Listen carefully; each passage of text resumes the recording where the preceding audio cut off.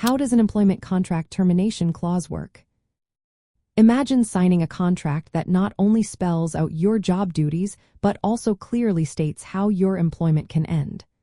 That's what a termination clause does.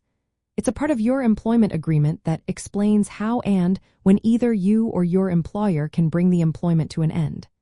This clause helps prevent surprises and disagreements later on. The first thing it covers is the grounds for termination. This means the reasons why employment might end. Common reasons include poor performance, misconduct, breach of contract, or changes in the company like layoffs. Some clauses specify that if an employee does something serious like theft or harassment, it's considered for-cause termination. Other times, the employer can end the job without cause, meaning they don't need a reason, but usually with some notice.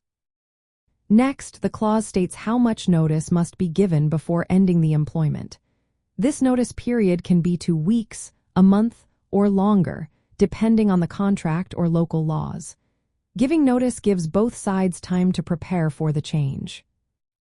Severance pay is also often included. This is money paid to the employee when their job ends unexpectedly.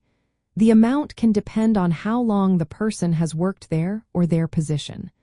Severance helps employees financially while they look for a new job. Some clauses include restrictions on how the termination happens. For example, they might requiring the employer to follow certain steps, like holding a meeting or giving written reasons. They might also prevent the employer from firing someone unfairly or without a valid reason. Procedural details are another part of the clause. It explains how the notice should be delivered, what final payments are due, and how to return company property. It also covers what happens to benefits like health insurance or retirement plans after employment ends. From a legal point of view, these clauses must follow employment laws. Laws often set minimum notice periods, prohibit unfair dismissals, and regulate severance payments.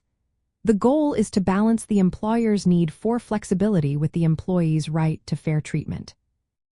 Understanding how a termination clause works helps both sides know what to expect if the employment ends. It makes the process clearer and reduces the chance of legal disputes. Employers should write these clauses carefully, making sure they follow laws and company policies. Employees should read and understand them so they know their rights and protections if their job ends.